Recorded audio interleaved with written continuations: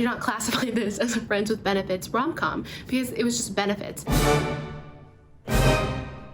I think I finally realized that I will be spending the summer here in my hometown. And I think I coped with that realization by reading a lot of stuff and watching a lot of stuff and wallowing in sorrow. But hey, I somehow managed to read 6 books, finish 2 TV shows, and watch 6 movies, which is kind of ridiculous because if you know me, I don't watch movies. So let's get into it, shall we? The first book I read this month was The Ballad of Songbirds.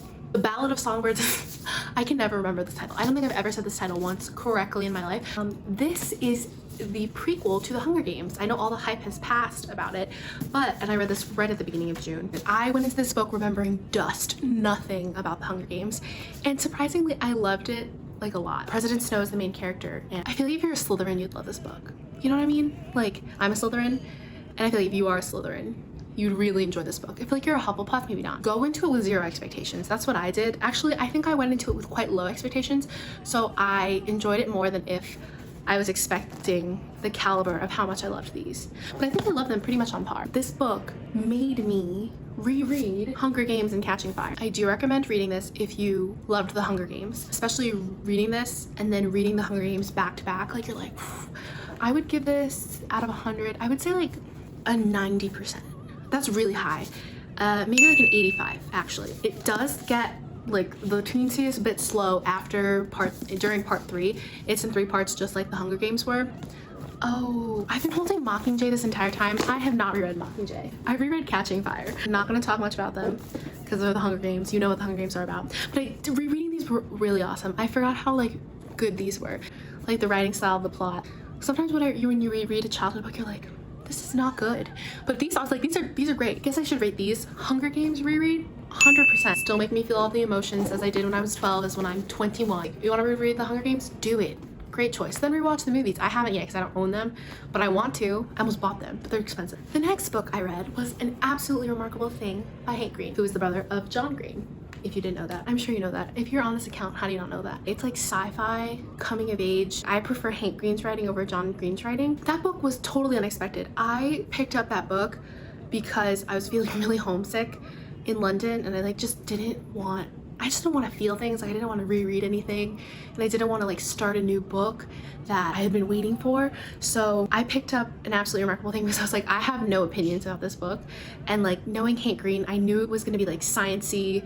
And I just picked up that book with 0 expectations and it absolutely blew me away. I loved it. The sequel comes out next week. Definitely gonna pick that up. A+, 95%. The 5% is taken off because of the stupid title. Like the title docks points for me because it's so hard. Like A Ballad of Songbirds and Snakes, terrible title. It fits and it works, but I don't like it. Same with An Absolutely Remarkable Thing. Like that's so obnoxious to say. The book itself was great. Like except for that stupid title, the book was great. Sorry, Hank. I don't know. He's not gonna watch this. Sorry, Hank. It's a dumb title. It's an accurate but dumb title. I read was The Dark Prophecy, which is the 2nd book in the Trials of Apollo series by Rick Riordan. I really love the Trials of Apollo series, especially if you feel kind of nostalgic for Percy Jackson, but don't want to go through the emotional trauma of rereading Here's a Listen That All Again. Apollo, the god, the Greek god, has been turned into a human by Zeus, and now he has to do like quests and stuff. We're back to like that first person POV, which I really love, and Apollo is a hilarious narrator. The first one is The Hidden Oracle. Finished this one in June. I'm on book 3 now. I don't want to spoil, but like all your faves, like the 7, they're all in here. No Rick Riordan book, in my opinion, can get below 90. So I'd give this book like a 97. No, okay, well, the plot is kind of all over the place with this one, but I kind of like that. That's like Rick Riordan style, you know, the side quests. I would give this book a 95. No, 97. It just deserves it. All Rick Riordan books deserve like 95s and above, except The Lost Hero. Fuck that book. And except Blood of Olympus. Fuck that book too. And the last book I read this month, I literally finished it yesterday, Camp Half-Blood Confidential. It's so like if you really miss Percy Jackson and you like don't want to go through like reading all of that, like definitely pick this up. It's a companion novel. The plot of this book is like, if you were a demigod, they hand this book to you when you come to Camp Half-Blood. And it says like from Percy Jackson, and Percy narrates it. There's another short story told from Malcolm's point of view, who's Annabeth's brother, that I definitely think is gonna be like brought up again in the next series. Okay, now it's time for TV shows. I watched 2 shows in the month of June and they were both phenomenal. Me, like every other sane person in this entire world, rewatched Avatar as soon as it came on Netflix. A+, 100%, like the most perfect show in the entire world. Like, is it my favorite show? Honestly, I'm thinking about it, probably. The characters are phenomenal. The plot, revolutionary. Like, you do not need to listen to me because there's so much Avatar love and content out there in the world. Just watch it. If you haven't watched it yet, what are you doing? Book 3 is my favorite. Oh, but see, I love them all. My favorite character is Sokka and Zuko. No Appa. I think I'm getting irritated because I know people out there haven't watched it, and that makes me angry and sad. Oh, next show I watched was 4 Weddings and a Funeral on Hulu. It's a miniseries. It's only 10 episodes, 1 season. Like, it's done, I hope.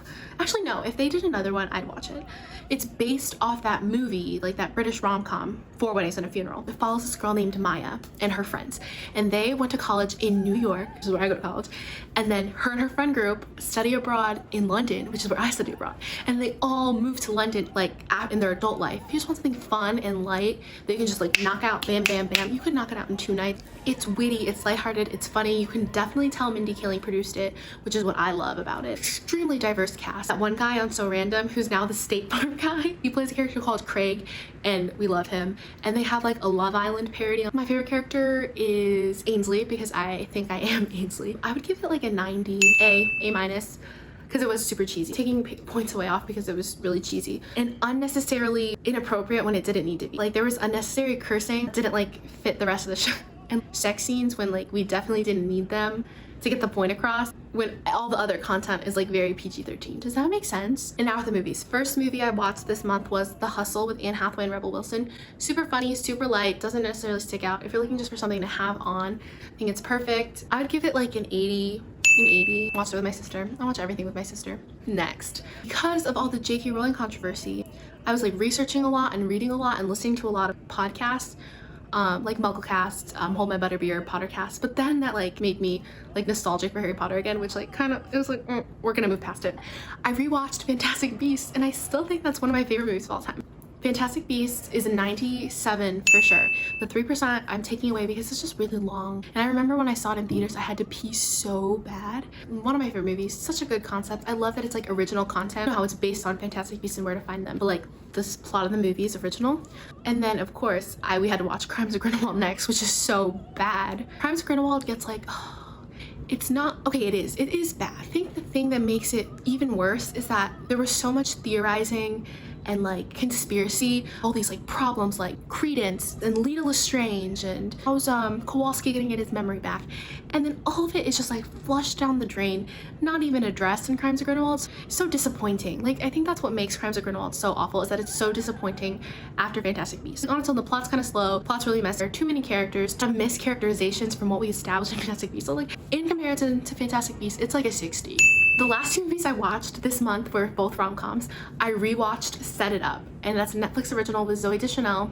No, not her. Zoe Dutch. Rose from Vampire Academy. It's about 2 interns who try to set up their bosses so they can have more free time in their life. I love that movie. I think that's one of my favorite rom-coms. I haven't seen that movie since I moved to New York and became an intern myself. The amount of times where I related to her character so much. I'm also an editor at a newspaper, and she's a sports journalist. I was just like, like, I think that movie's kind of perfect. I think I give it a 97. I think I just really love stuff or really don't like something. But that is a genuine 98 even. That movie's so good. Perfect ending, great characters.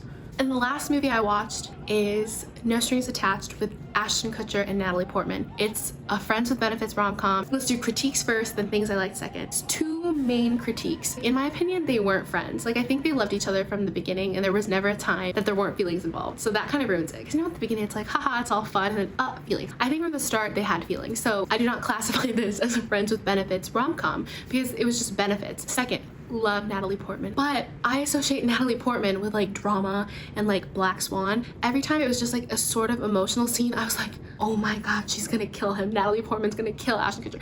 That did not happen. Maybe that was on me. Okay, things I loved. Stellar cast. Ashton Kutcher, he, like, plays that, like, douchey but great, kind-hearted love interest guy so well. Best friend, guy's best friend, is played by Nick Miller from New Girl, don't know his real name. And then Natalie Portman's like girl squad is Greta Gerwig, who plays the best friend. I did not know she acted. And then Mindy Kaling. So amazing cast. It made me think a lot. And I don't think it was the movie or the plot. I think just like anytime I watch Natalie Portman in something, it just makes me think and like psychoanalyze things. I would give this movie a 95 because my biggest critique about it was definitely me and not the movie's fault. See you soon.